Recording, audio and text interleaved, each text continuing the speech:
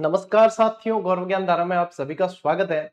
आज की क्लास में और आज से आने वाली 3-4 दिन की क्लासों में आप लोगों को बहुत ज्यादा इंटरेस्ट आने वाला है। वो इस कारण है क्योंकि अब अपन कक्षा 10 की इस किताब से पढ़ने जा रहे हैं भैया दुर्ग।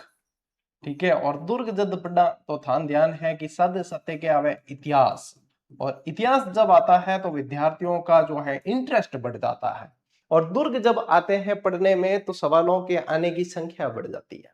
तो ये स्थापत्य और विविध आयाम का पार्ट 2 है, और इस पार्ट 2 के माध्यम से अपन जो है 5 दुर्ग आज की क्लास में पढ़ने वाले हैं। फिर इसके बाद में आगे और पढ़ेंगे। आरबीएससी का तो अपन एक भी शब्द नहीं छोड़ने वाले हैं, लेकिन आरबीएससी में जो नहीं दिया है वो भी तो पढ़ना पड़ेगा। सवाल तो कहीं से भी बन सकते हैं, जो बने हैं वो वाले भी थोड़े से कवर करेंगे। तो भैया शुरू करते हैं आज की इस क्लास को। ठीक है, नियमित रहना, ये बात पक्की ध्यान में रखनी है। देखो, सब पहली पहल जो आप किलो पढ़ोनी वो है चित्तौड़गढ़। चित्तौड़गढ़ के बारे में तो कहा भी जाता है कि भाई साहब गढ़ तो चित्तौड़गढ़, बाकी सब गढ़ैया। गढ़ तो चित्तौड़गढ़, क्योंकि ये किलों के अंदर सबसे जबरदस्त किला है, इसलिए कहा जाता है भाई साहब गढ़ देखना तो चित्तौड़गढ़ है, बाकी सब तो गढ़ैया है। अब ये जो चित्तौड़गढ़ का किला है, इस पे गुहिल वंश का आधिपत्य रहा है अधिकांशतः। कुछ समय जैसे अलग अलग लोगों के अधिकार में भी गया है। ठीक है, कुछ समय जैसे कि परमार वंश के अधिकार में भी रहा, कुछ समय जो है मुगलों का थोड़े दिन जो है अधिकार रह गया। ठीक है, अफगानों का अधिकार रह गया कुछ समय, लेकिन अधिकांश तक गुहिल वंश के ये अंदर स्थापत्य मतलब आधिपत्य में रहा है। देखो, इसका निर्माण यदि अपन बात करें तो मौर्य शासक चित्रांग ने करवाया था। कई जगह इनका नाम चित्रांगद मौर्य मिलता है, कई जगह चित्रांग मौर्य मिलता है। तो इसको पढ़ने से पहले अपन थोड़ी सी इसकी जानकारी को और अच्छे से जान लेते हैं कि भाई साहब चित्तौड़ में थाने और क्या क्या मतलब पहले ध्यान रख लेनी है। तो बात करा अपा चित्तौड़गढ़ की। ठीक है, चित्तौड़गढ़ जिला भी है। अपन इसके निर्माण की बात करें सबसे पहले कि इसका निर्माण कब हुआ है या निर्माण इसका किसने करवाया है, तो इसका निर्माण करवाया है चित्रांग मौर्य। ठीक है, चित्रांग मौर्य ने करवाया। अब कई जगह चित्रांग मौर्य लिखा मिलेगा, क्या लिखा मिलेगा? चित्रांग मौर्य लिखा मिलेगा। तो ये वही है, चित्रांग मौर्य कह दो या चित्रांग मौर्य कह दो, एक ही बात है। देखो, मौर्यों द्वारा निर्माण किए हुए 2 किले हैं राजस्थान के अंदर। एक तो है आपके चित्तौड़गढ़ और एक है कुंभलगढ़। अब थे कहो कुंभलगढ़ तो के गुरुजी कुंभा करायो, अरे कुंभा तो पुनर्निर्माण करायो है। कुंभलगढ़ दुर्ग रो निर्माण भी संप्रति करायो है, संप्रति भी मौर्य था। ठीक है, और पुनर्निर्माण कुंभा ने करवाया है। 1448 में शुरू किया, 58 में पूरा हुआ कुंभलगढ़। यहाँ पे करवाया है इसका चित्रांग मौर्य ने। तो फिर इसका नाम जो रख दिया उसने, वो रख दिया चित्रकूट। क्या रखा? चित्रकूट नाम रखा। और चित्रकूट ही अभ्रंश बन के बाद में जो है चित्तौड़ नाम हो गया इसका। क्या हो गया? चित्तौड़ नाम। फिर बापा रावल जैसे गुहिल वंश की स्थापना करते हैं, आदि पुरुष माने जाते हैं, वो जो है इसको मान मौर्य से जीतते हैं। बापा रावल किससे जीतते हैं? मान मौर्य से जीतते हैं, तो ये ध्यान रखना। फिर बापा के बाद में जो है ये इनके आधिपत्य में रहा। बापा रावल इसे मान मौर्य, मान मौर्य कौन? मौर्य शासक, मान मौर्य से जीतते हैं। ठीक है, ये ध्यान रखना है अपने को। अब देखो, सबसे पहला विदेशी आक्रमण पूछे इस पे कि सबसे पहला आप बताओ कौन सा है सबसे पहला विदेशी आक्रमण चित्तौड़गढ़ पे किसने किया? तो अधिकांश लोग क्या कहते थे, अलाउद्दीन खिलजी ने किया है, लेकिन सबसे पहला इस पे आक्रमण किया अफगान शासक था एक मामू। किसने किया? अफगान शासक मामू ने किया है। भाई साहब मामू करियो है, कौन करियो है? मामू ने सबसे पहला इस पे आक्रमण किया है, विदेशी आक्रमण की यदि अपन बात करें। ये मेसा के पठार पे बना हुआ है। ये किस पे है? मेसा के पठार पे, मेसा के पठार पर स्थित है। अब देखो, मेसा के पठार पे, मेसा के पठार की ऊंचाई अलग अलग मिलती है। 616 मीटर भी मिलती है, 620 भी मिलती है, 640 भी मिलती है, लगभग 600 मीटर है ये मान के चलें। ये आपको ध्यान रखना है कि लगभग इतनी है। गंभीरी और बेडच नदी जो है इसके किनारे से बहती है ना। इसके अंदर बहुत सारे मंदिर बने हुए हैं, 7 पोल है इसकी। सबसे पहली पोल पाडन पोल है और सबसे अंतिम पोल राम पोल है। ठीक है, क्या है इसके अंदर? 7 पोल है, 7 पोल है। पहली पाडनपोल और अंतिम रामपोल। अच्छा ये पूछ ले कि इसका आकार कैसा है भाई साहब, इसका आकार आप लोगों को पूछ ले तो आकार ध्यान रखना व्हेल मछली के समान है। कैसा है? व्हेल मछली के समान है। और अपन बात करें, ये तो हो गया, ठीक है। और बात करते हैं कि ये जो है राजस्थान का सबसे बड़ा लिविंग फोर्ट है, सबसे बड़ा लिविंग फोर्ट। दूसरे नंबर पे आता है जैसलमेर का किला, दूसरे नंबर पे आता है जैसलमेर का किला। अब देखो इतनी सारी जानकारी, ये क्या है? ये बेसिक है सारा का सारा, ये बेसिक है। अब जैसे जैसे अपने स्लाइड्स में आगे बढ़ेंगे वैसे वैसे मैं आप लोगों को और जानकारी दूंगा, चित्रों के माध्यम से सीखना भी आसान हो जाएगा। इस पे 3 साके हुए हैं, इस पे जो है 3 साके हुए हैं। साकों की संख्या कितनी है? साके 3 हुए हैं। 3 के अंदर सबसे पहला जो है आप लोगों को ध्यान रखना है रतन सिंह के समय, रतन सिंह के समय 1303 के अंदर। कब हुआ है? 1303 के अंदर। फिर हुआ है विक्रमादित्य के समय, विक्रमादित्य के समय 1534-35 की बात है, 34-35 की बात है। बाघ सिंह ने नेतृत्व किया था यहाँ पे। फिर हुआ है उदय सिंह के समय। कब हुआ है? उदय सिंह के समय हुआ है। उदय सिंह के समय हुआ है 1567-68 की बात है, 67-68 की बात है। और यहाँ याद नहीं रहनी तो एक ट्रिक बताऊं, रवि उदय, रवि उदय ये क्रम है। र से रतन सिंह, वी से विक्रमादित्य, उ से उदय सिंह, ये क्रम है। इस तरीके से आप याद कर सकते हो। तो ये बताया भाई साहब आप लोगों को पूरा ही बेसिक। अब देखो पहली स्लाइड की तरफ बढ़ते हैं अपन, ठीक है। पहली स्लाइड की तरफ परिचय देखिए, राजस्थान के गिरि दुर्गों में आता है। अब इससे पहले वाली क्लास में मैंने आप लोगों को दुर्गों की 9 कैटेगरी बताई है, सारी की सारी कौन सा दुर्ग कौन सी कैटेगरी में जाएगा वो ध्यान रखना है। तो ये आता है गिरि दुर्गों की कैटेगरी में। सबसे प्राचीन और प्रमुख दुर्ग माना जाता है और राजस्थान का गौरव इसे कहा जाता है। क्या कहा जाता है? इसे राजस्थान का गौरव कहा जाता है, ठीक है। ये ध्यान रखना है आप लोगों को विशेष तौर पे। और यहाँ भी गौरव शब्द आए तो थान याद रहे थे, बोलने वाला हो कौन। भौगोलिक स्थिति की बात करें तो ये मेसा के पठार पे स्थित है। ये कहाँ है भाई साहब? ये है मेसा के पठार पे। मेसा के पठार के बारे में क्या क्या पढ़ने को मिलता है? 616 मीटर भी पढ़ने को मिलता है, 620 मीटर भी पढ़ने को मिलता है और 640 मीटर भी पढ़ने को मिलता है। इसकी ऊंचाई के बारे में यदि अपन बात करें, ठीक है। ठीक है, सामरिक महत्व देखिए, दिल्ली से मालवा और गुजरात जाने वाले मार्ग पर स्थित होने के कारण प्राचीन और मध्यकाल में इसका विशेष सामरिक महत्व रहा है। दिल्ली है, दिल्ली से जाना है मालवा, मालवा कहां है? एमपी के अंदर।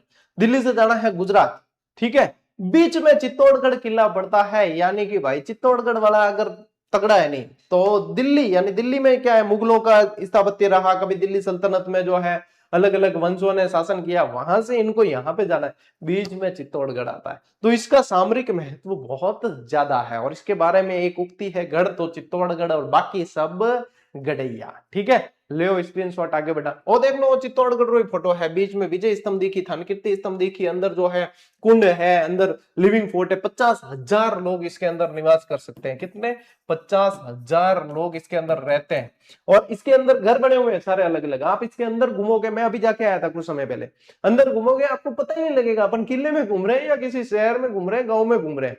अंदर घर है, गलियां हैं, दुकानें हैं, छोटे मोटे बाजार, मतलब इस तरीके से बने हुए हैं सारे के सारे कि अपन लगता है अपन तो कहीं गांव में ऐसे घूम रहे हैं। किले के अंदर तो वाली फीलिंग ही नहीं आती है। 7 पॉल है इसके अंदर, वो ध्यान रखनी है। अब ले स्क्रीनशॉट, आगे बढ़ते हैं, ठीक है। स्क्रीनशॉट में थोड़ी मतलब इसका भी लेना चाहते हो तो ले लो, मैंने उस समय मौका नहीं दिया था। चलो अब देखो ऐतिहासिक पृष्ठभूमि देखें, मेवाड़ के इतिहास के ग्रंथ वीर विनोद के अनुसार। अच्छा ओ बताओ टावरो मैंने जो शब्द आवे ज्यादा था दिमाग में आना चाहिए, वीर विनोद रा रचयिता कौन था? तो इन्हें कवि राजा की उपाधि दी गई, इन्हें कवि राजा कहा गया और ये थी श्यामल दास। श्यामल दास ये किसके समय थे, कोई बता सकता है? आप में से कोई शूरवीर योद्धा ऐसा जो ये सवाल का उत्तर बता सके? ये थे भाई साहब सज्जन सिंह जी के समय। शंभू सिंह जी और सज्जन सिंह जी दोनों ही ध्यान में रखने। एक बार सज्जन सिंह जी बतायो तो एग्जाम में आ गयो शंभू सिंह, तो शंभू सिंह जी, सज्जन सिंह जी दोनों ध्यान रखना। कवि राजा श्यामल दास की रचना है वीर विनोद। वीर विनोद के अनुसार मौर्य राजा चित्रांग या चित्रांगद ने इस किले को बनवाया था। मूल नाम राजा चित्रांग ने अपने नाम पर इसका नाम क्या रखा? चित्रकूट रखा, जो बाद में बदल के चित्तौड़ हो गया। यही चीज मैंने आप लोगों को बता दी। तो चित्रकूट से चित्तौड़ नाम की पीछे कारण क्या है? चित्रांग मौर्य द्वारा निर्माण करवाना। अब गुहिल राजवंश, मेवाड़ का गुहिल राजवंश के संस्थापक बापा रावल ने 8वीं शताब्दी में इसे जो है अंतिम मौर्य शासक मान मौर्य को हराकर जीता था। ये आपके आरबीसी में दे रखा है हूबहू। तो बापा रावल ने मान मौर्य को हरा के चित्तौड़ पे अधिकार कर लिया, तब से ये गुहिल वंश के अधिकार में रहा है। अलाउद्दीन खिलजी भाई साहब, इसने इस दुर्ग पर अधिकार करके इसका नाम खिजराबाद रखा है। अब इसने अधिकार कब किया है? मैंने आप लोगों को बताया 1303 के अंदर। और इसमें पीछे रतन सिंह और रानी पद्मिनी वाली कहानी, राघव चेतन, है ना, सिंहल दीप, सारा ही पढ़ा चुका हूं। रावल रतन सिंह, ये राणा रतन सिंह नहीं है, रावल रतन सिंह है। फिर बाद में राणा शाखा बाद में आती है। 1303 के अंदर तो अलाउद्दीन खिलजी इस पे अधिकार करता है और अपने पुत्र खिज्र खां के नाम पे इसका नाम रखता है खिजराबाद। ठीक है। और फिर बाद में 1326 में राणा हमीर जो है वो इसको वापस अधिकार में लेते हैं और फिर से राणा शाखा का यहाँ पे जो है वंश आगे बढ़ता है। ठीक, इतिहास से अपन लिंक कर रहे हैं ताकि आप लोगों के ये ठीक से दिमाग में बैठ जाए। लो स्क्रीनशॉट लो एक बार, मैं गड़ोतर कर लूं जीते।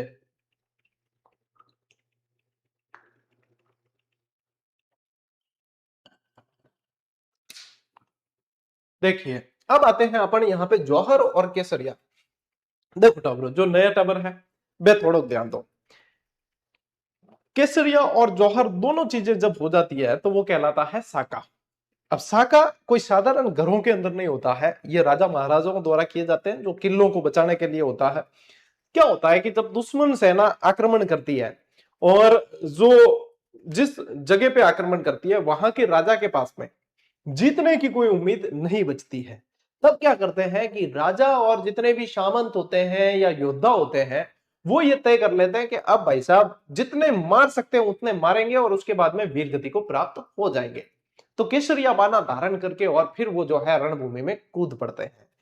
पीछे महिलाएं, ज्यादातर क्षत्राणियां हुई इसके अंदर, पीछे महिलाएं जो भी हुई है उन्होंने अपने सतीत्व की रक्षा के लिए, क्या भाई दुश्मन यदि जीत ले तो जो है अपार सतीत्व छेड़छाड़ कर सके और उनके हरम में रख सकते हैं गुलाम बना के, दासी बना के, तो ये हमें कतई मंजूर नहीं है। तो वो जौहर कुंड होता है एक दुर्ग के अंदर बना हुआ, उसके अंदर अग्नि प्रज्वलित की जाती है और पूजा पाठ और रस्मों रिवाज के बाद में उसके अंदर अपने आप को वो समर्पित कर देती है। यानी कि जीते जी दुश्मनों के हाथ में नहीं आना, जौहर कुंड में कूद जाना और अपनी लीला को समाप्त कर लेना, ये जौहर होता है। जब ये दोनों चीजें मिल जाती है तो उसे कहा जाता है साका। क्या कभी ऐसा भी हुआ कि साका तो हुआ ही, मतलब पूरा साका तो हुआ ही नहीं, आधा साका हुआ, केसरिया हो गया और जौहर नहीं हुआ, या जौहर हो गया केसरिया नहीं हुआ? तो क्या कभी ऐसा भी हुआ? बिल्कुल हुआ है ऐसा। जैसलमेर अपने 2.5 साकों के लिए जाना जाता है, 2 साके वहां पे पूरे हुए हैं और 1 साका वहां पे अधूरा हुआ है, इसलिए 2.5 साकों के लिए जैसलमेर जाना जाता है। तो ये चीजें ध्यान रखनी है, ये बेसिक है। ये चीजें क्या है, सीखने के उद्देश्य से, क्योंकि मन ध्यान है ते कई जना जो है सचिन तेंदुलकर, वीवीएस लक्ष्मण और राहुल द्रविड़ रे टाइप रहो के थाने सब चीजें आवे, लेकिन थारा भाई छोटा छोटा वैभव सूर्यवंशी और ईशान किशन जेडा भी आया है, जाने जी अनुभव लेना बाकी है, तो बाने बतानी पड़े चीजा, माने तो सभी चीजा देखनी पड़े कि हाँ भाई ए भी है, ए भी है। एक कोच के लिए तो सभी को बराबर रखे और फिर जो है उनको पढ़ाना पड़ता है। तो एज ए कोच यहाँ पे मैं आप लोगों को लीड कर रहा हूं कि आप लोगों को सिलेक्शन के लिए ये चीजें ध्यान में रखनी है। ठीक है, देखिए चित्तौड़ का किला इतिहास के 3 प्रसिद्ध शाखों, पराक्रम और बलिदान का साक्षी रहा है। पहला जो शाखा है वो 1303 में होता है अलाउद्दीन खिलजी के समय, रानी पद्मिनी का इसमें जौहर होता है। अच्छा, राजा कौन थे? राजा रतन सिंह थे, ठीक है, जिन्हें रावल रतन सिंह कहा गया। रावल रतन सिंह इनके नेतृत्व में होता है, ठीक है, तो ये ध्यान रखना है आपको। फिर देखो इस समय जो है यहाँ पे फिर बाद में अलाउद्दीन खिलजी ने यहाँ पे कत्लेआम करवा दिया था बहुत जबरदस्त तरीके से, ठीक है। एक तो कत्लेआम यहाँ पे हुआ, बताते हैं कि 30-1 लोग उस समय मारे गए थे यहाँ, और एक कत्लेआम अकबर करवाता है 1567-68 में, वहां पे भी लगभग 30-40 हजार लोग मारे जाते हैं, ठीक है, ये ध्यान रखना है। दूसरा साका होता है 1535 के अंदर। 1534 में बहादुर शाह जो गुजरात का शासक होता है वो आक्रमण करता है। यहाँ पे जो रानी होती है वो राणा सांगा की पत्नी कर्मावती होती है। रानी कौन होती है? रानी कर्मावती होती है, ठीक है, ये ध्यान रखना, रानी कर्मावती, है ना, रानी कर्मावती होती है। तो यहाँ पे रानी कर्मावती अपने पुत्रों को, यानी कि राणा विक्रमादित्य और उदय सिंह, इनको बूंदी भेज देती है, क्योंकि ये हड्डी रानी होती है। हड्डी रानी मतलब वो है सैल कबर, या हड्डी रानी को नहीं हुई, हड्डा वंश की जो पुत्रियां थी जिन्होंने कहीं भी शादी की वो हड्डी रानी कहलाई है।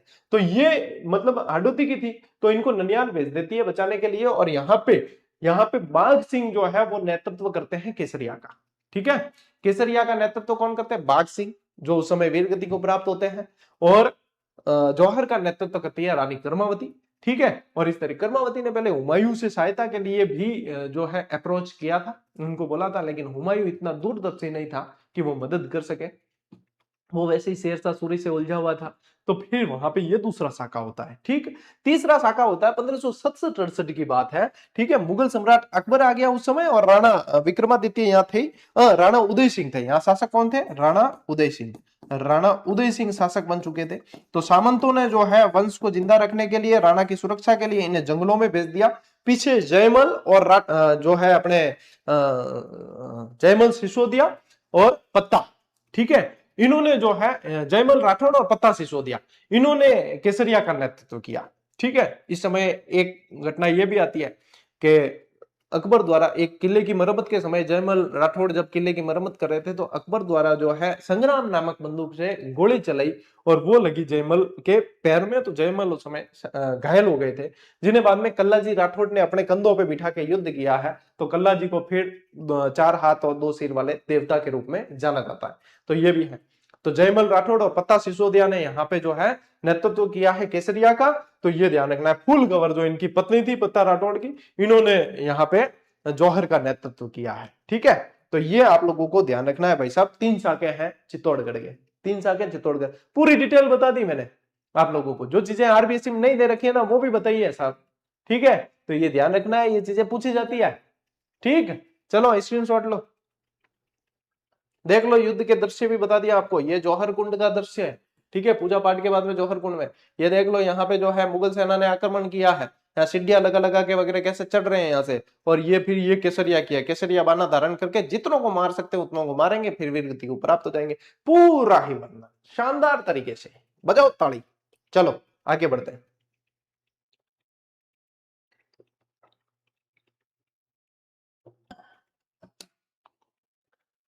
अब देखो चित्तौड़गढ़ किले की स्थापत्य के बारे में जानते हैं। संरचना कैसी है? सुदृढ़ और घुमावदार प्राचीर, और दीवारें उन्नत और विशाल है। अच्छा, इसमें क्या है, जैसे अंदर अपन एंटर करते हैं, ठीक है, एंटर करते हैं तो जैसे जाएंगे तो घुमावदार ऐसे है। वो घुमावदार किस लिए बनाया जाता है? कोई भी सेना आए ना तो उसे जो है हर मोड़ पे उनसे जो है मतलब उन्हें रोका जा सके। और जो दरवाजे होते हैं वो घुमाव पे होते हैं, ताकि जब हाथी वाथी जो जैसे दौड़ा के दरवाजा तोड़ने की कोशिश करे तो वो गति नहीं मिल पाती। बहुत जबरदस्त तरीके से दुर्ग बनाए जाते थे, इनके पीछे बहुत सारी चीजों को ध्यान रखते थे। प्रवेश द्वार, किले में 7 अभेद्य प्रवेश द्वार है जिन्हें तोड़ा न जा सके, इसलिए प्रवेश द्वार बनाते हैं। मैंने बताया आप लोगों को, है ना। प्रवेश द्वार में आप लोगों को बताया ना, जॉर्डन अपने जो है ध्यान रखना, पाडन पॉल से लगा के राम पॉल तक, बीच में हनुमान पॉल, जॉर्डन पॉल वगैरह बहुत सारी 7 दरवाजे हैं टोटल। कितने हैं? 7 पॉले हैं इसके अंदर। फिर देखो किले तक पहुंचने का रास्ता लंबा टेढ़ा मला और सर्पिल सांप जैसा घुमावदार है। अंदर देखो तुलजा भवानी का मंदिर है, तुलजा माता का मंदिर, कुंभ श्याम मंदिर और सोमदेव मंदिर। जो तुलजा भवानी का जो मंदिर है वो बनवीर ने बनवाया था। ये किसने बनवाया? बनवीर ने, ठीक है, ये ध्यान रखना है। महल अंदर बने हुए कौन कौन से? रानी पद्मिनी का महल है, गोरा बादल के महल है। गोरा बादल रतन सिंह के समय जो है सेनापति थे, रतन सिंह की सेना के सेनापति थे। भामाशाह की हवेली है अंदर, और श्रृंगार चवरी प्रासाद है, श्रृंगार चवरी महल है, श्रृंगार चवरी मंदिर भी बोलते हैं इसे। और ये क्या है, इसको बोलते हैं, तो ये श्रृंगार चवरी वाला ध्यान रखना, इसका निर्माण बेलका था, बेलका ने निर्माण करवाया श्रृंगार चवरी का, ठीक है, बेलका ने निर्माण। बेलका कौन? बेलका कुंभा का कोषाध्यक्ष था। कौन था? कुंभा का कोषाध्यक्ष। अरे पेन चलाओ रे, कॉपी रखा करो पास में, खाली सुनने से इतना समय याद नहीं रहेगा, बाद में फिर वापस क्लास देखनी पड़ेगी, गुरुजी के व्यूज बढ़ जाएंगे इस चक्कर में। ऐसा मत किया करो, ये अन्याय है हमारे साथ, इतने व्यूज मत बढ़ा दिया करो, ठीक है। पेन रखो पास में, कॉपी रखो पास में, जो एक्स्ट्रा जानकारी बताई उसे नोट करो। ये नहीं दे रखी है आरबीसी के अंदर आपको। श्रृंगार चवरी मंदिर के बारे में क्या लिखेंगे? बेलका द्वारा निर्मित है, कुंभा का कोषाध्यक्ष है।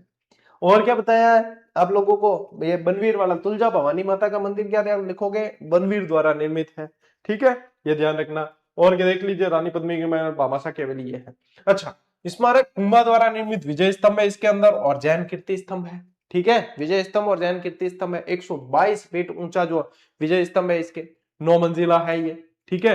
विष्णु ध्वजगढ़ कहा जाता है इसे, बहुत सारी देवताओं के अंदर जो है मूर्तियां लगी हुई है इसके अंदर। राजस्थान पुलिस के प्रतीक चिन्ह के रूप में इसको काम में लिया जाता है।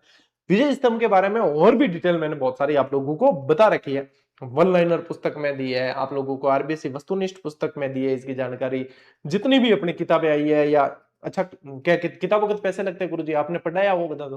तो अपने जो है चित्तौड़गढ़ किले का इतिहास, चित्तौड़गढ़ किला और जीजीडी लिख के सर्च कर लेना, तो उसमें भी आप लोगों को पहले की कोई क्लास मिल जाएगी, उसके अंदर भी डिटेल बता रखी है और सारी व्यवस्था कर रखी है, पढ़ना चाहिए बस। अन्य स्थल देखिए, नवलखा भंडार है इसके अंदर, त्रिपोलिया दरवाजा है और चित्रांग मोरी तालाब बना हुआ है। क्या क्या है, नवलखा भंडार है, त्रिपोलिया दरवाजा और चित्रांग मोरी तालाब, ये भी इसके अंदर बने हुए हैं। बहुत सारी चीजें जो है चित्तौड़गढ़ किले के अंदर है भाई साहब, ले स्क्रीनशॉट आप।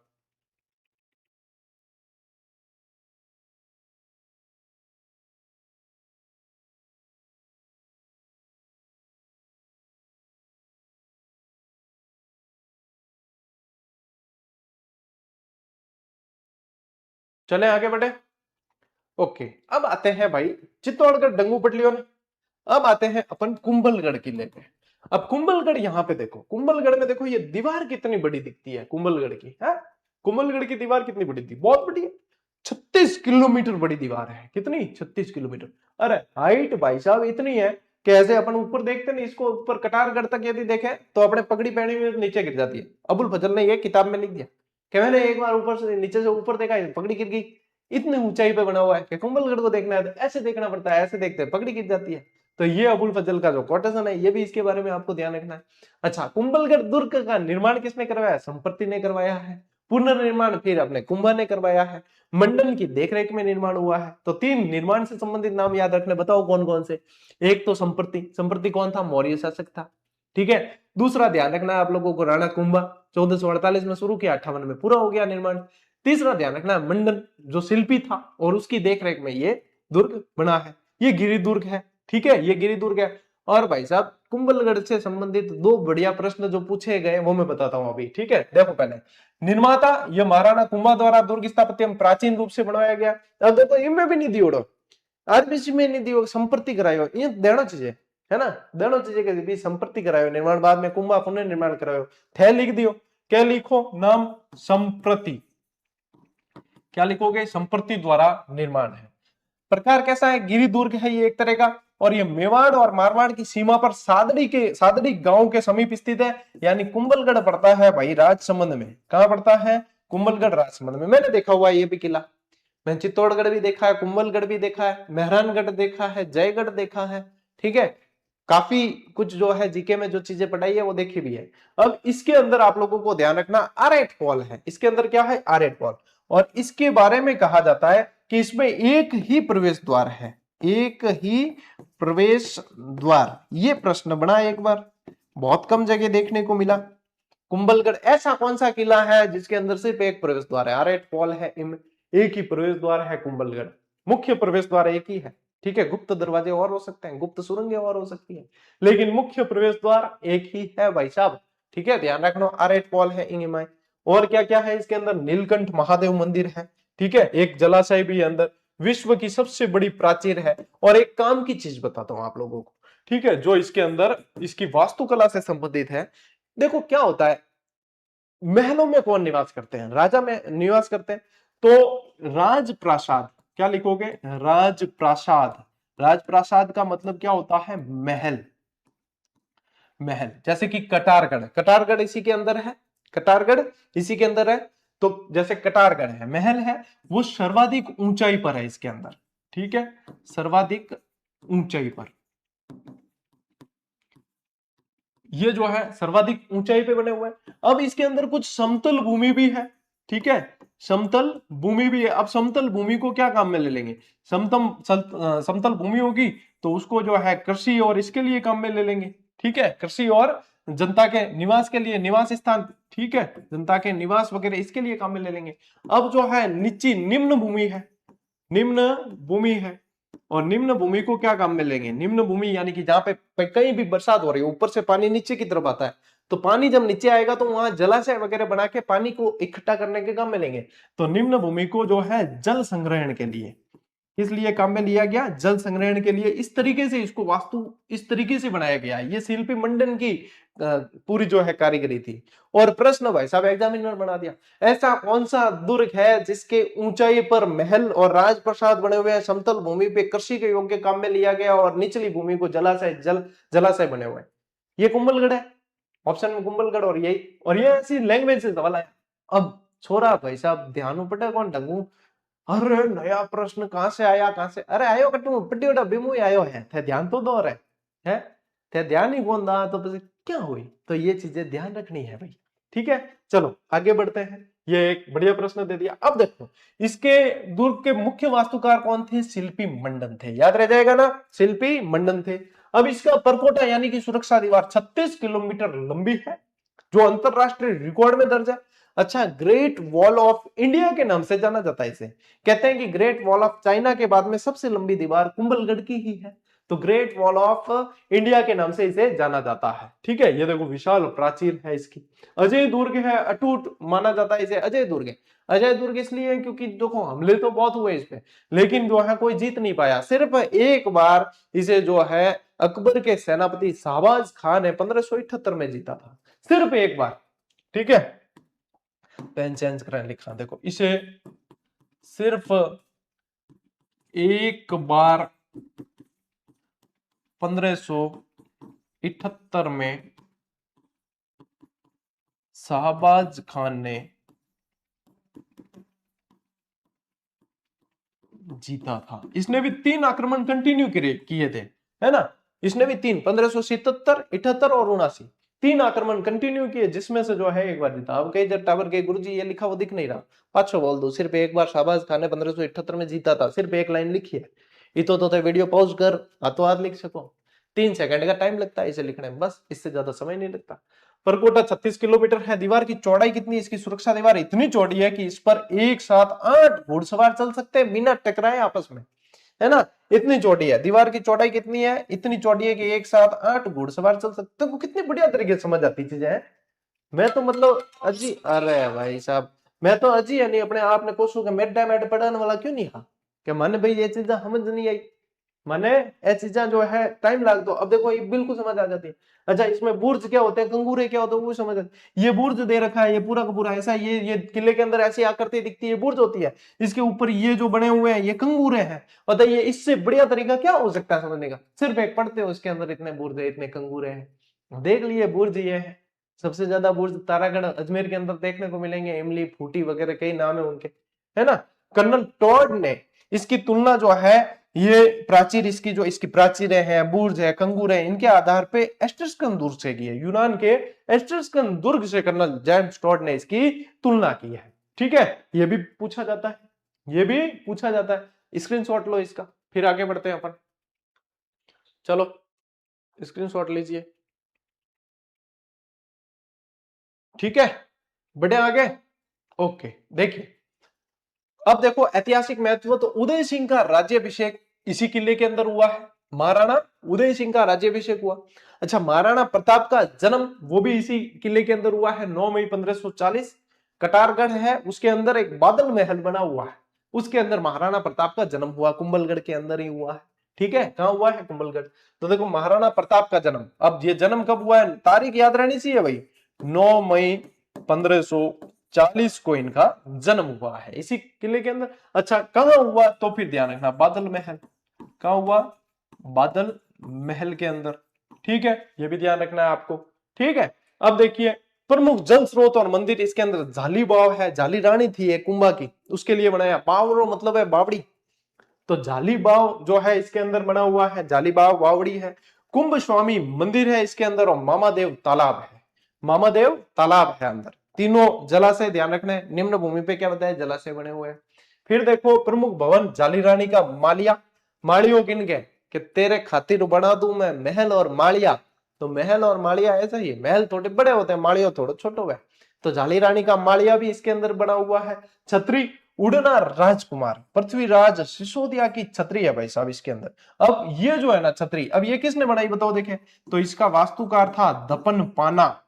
क्या ध्यान रखोगे, दपन पाना ने बनाई है। ये 12 खंभीय छतरी है, ठीक है, 12 खंभिया छतरी है जो दपन पाना ने बनाई है। पृथ्वीराज उड़ना, ठीक है, पृथ्वीराज राठौड़, उड़ना राजकुमार कहते थे जिसे, पूरी स्टोरी बता रखी है आप लोगों को, बहुत खतरनाक था भाई आदमी। तो उसकी छतरी बनी हुई है। कटारगढ़ है, इसके सबसे ऊपरी छोर पे राणा कुंभा का निजी निवास स्थान कटारगढ़ कहा जाता है। सब ऊंचाई माते है ना, ये सबसे ऊंचाई पे मुकुट के समान दिखता है ये, ठीक है। किले की ऊंचाई पर, इस किले की गगनचुंबी ऊंचाई के बारे में इतिहासकार अबुल फजल लिखते हैं, ये इतनी बुलंदी पर बना हुआ है कि नीचे से ऊपर की ओर देखने पर पगड़ी गिर जाती है, ठीक है। क्या क्या विशेषता है, गिरिदुर्ग के पहाड़ी किला कुंभा द्वारा निर्मित है, मेवाड़ और मारवाड़ की सीमा पर है, और संकट काल में मेवाड़ के राज परिवार का प्रमुख आश्रय स्थल रहा। संकट काल के अंदर प्रमुख आश्रय स्थल रहा है ये, ठीक है। तो ये ध्यान रखना अपने को, कुंभलगढ़ के बारे में सारी की सारी चीजें आ गई, कुंभलगढ़ के बारे में सारी चीजें आ गई, जो एक्स्ट्रा बताई है वो अच्छे से याद कर लेना, स्क्रीनशॉट ले लो। अगलो किलो पड़ा रणथंभौर दुर्ग। अच्छा, मैं आप लोगों को एक प्रश्न पूछता हूं और उत्तर भी मैं ही बताऊंगा, ठीक है। वो ये है कि यदि एग्जाम में आप लोगों को प्रश्न देखने को मिले, जो पुराने जीजीडीएन से उनको तो पता है, बाकी नए हैं उनको थोड़ा सा लगेगा कि ये प्रश्न देखने को मिले कि चित्तौड़गढ़ का छोटा भाई कौन सा किलो को कहा जाता है। ज्यादातर के दिमाग में आएगा कुंभलगढ़ को, जिन्होंने पहले ध्यान नहीं दिया, लेकिन वो कहा जाता है रणथंभौर को। किसे कहा जाता है, रणथंभौर का जो किला है उसे कहा जाता है चित्तौड़गढ़ का छोटा भाई कहा जाता है, ठीक है, ये ध्यान रखना है। अब देखो, इसका निर्माण 8वीं शताब्दी में अजमेर के चौहान शासकों ने करवाया था। एक अन्य मान्यता के अनुसार इसका निर्माण रणथान देव ने करवाया। एक अन्य मान्यता यह है कि ये जो है एक पहाड़ी है यहाँ पे, वो है रंत, और फिर जो है यहाँ पे पुर यानी महल बना दिया वो है, ठीक है। एक मान्यता है कि एक पहाड़ी है रण और एक पहाड़ी है थंब, इन पे ये किला बना दिया तो फिर हो गया रणथंभौर नाम इसका। बहुत सारी मान्यताएं हैं, बहुत सारी मान्यताएं नामकरण से संबंधित। ऐतिहासिक महत्व की यहाँ पे राणा हम्मीरदेव चौहान के साहस का ये मुख्य गवाह रहा है। हम्मीरदेव सन 1301 में अलाउद्दीन खिलजी से युद्ध करते हुए अपने शरणागत धर्म यानी कि आए हुए शरणार्थियों की रक्षा के लिए बलिदान हुए थे। हमीरदेव के बारे में तो कहा भी जाता है, सिंह गवन सत्पुरुष वचन कदली फलत एक बार, और तिरिया तिल हमीर हट चढ़े न दूसरी बार। यदि किसी को हट के लिए जाना जाता है तो या तो वो हमीर रहे हैं या चंद्रशेखर आजाद रहे हैं, जिन्हें अपनी हट के लिए जाना गया है। और हमीर हट और शरणागत की रक्षा, इसके लिए हमीरदेव चौहान जाने गए। अच्छा, मोहम्मद शाह एक व्यक्ति था, अलाउद्दीन खिलजी का सेनापति था। नवीन मुसलमान जिन्हें कहा गया, मंगोल शासक थे। मोहम्मद शाह के हबरू इलचक वगैरह ये सारे शासक थे। मोहम्मद शाह अलाउद्दीन खिलजी की एक बेगम थी चिमना मराठन, उससे प्रेम कर बैठा। चिमना मराठन भी मोहम्मद शाह से प्रेम कर बैठी। दो प्रेमी मिलन होने लगा। अलाउद्दीन खिलजी को पता चल गया, अलाउद्दीन खिलजी के भाई साहब बेगम है वो मेरी। चिमना मराठन को लेकर मोहम्मद शाह भाग गया वहां से। भाग के कहा आया यहाँ पे हमीर के पास में, हमीर देव चौहान के पास, और कहा कि मैं आपके यहाँ पे शरण लेने आया हूँ, मुझे बताइए किससे बचाना है क्या अलाउद्दीन खिलजी, क्या करियो, क्या चिमना मराठन ले भाग गयो क्या बेगम अलाउद्दीन खिलजी की। अरे थारी तो ले गए, चल कोई नहीं, अब आया है तो शरण तो दी जाएगी। और फिर अलाउद्दीन खिलजी ने पैगाम भेजा, मेरी बेगम लेर भाग्यो है, राजा जी पाछो करो। राजा जी कह नहीं, शरण में आए हुए को वापस नहीं कर सकता, तो क्या युद्ध करना पड़ेगा। युद्ध करना मंजूर है, लेकिन इसने मेरे यहाँ शरण मांगी है, आश्रय मांगा है, वापस नहीं कर सकता।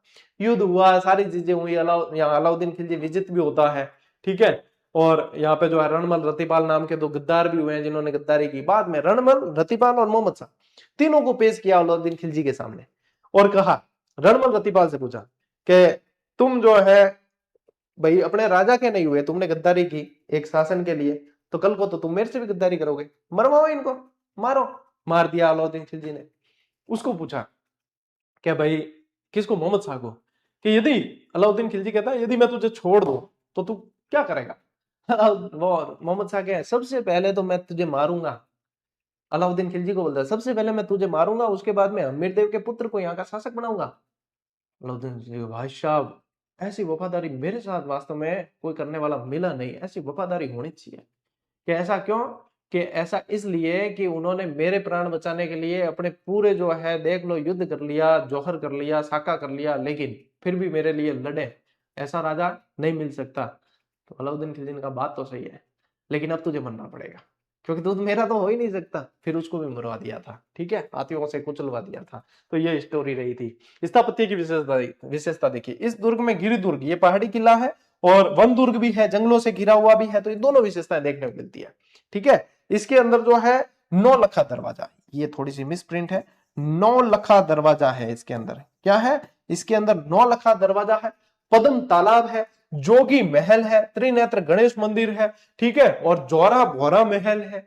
जोरा भोरा महल भी इसके अंदर बने हुए हैं। ये सारी चीजें ध्यान रखनी। पीर सदरुद्दीन की दरगाह है इसके अंदर, और क्या ध्यान रखोगे? पीर सदरुद्दीन की दरगाह, हालांकि अगली स्लाइड में आ रहा है, फिर भी जो है यहाँ पे बता देता हूं। दरगाह ये भी इसके अंदर बनी हुई है। न्याय की छतरी बनी हुई है इसके अंदर, हम्मीर के पिताजी थे जय सिंह, उनकी याद में जो है न्याय की छतरी बना रखी है, वो भी है। एक बार स्क्रीनशॉट लो इसका, फिर आगे बताता हूं मैं आपको।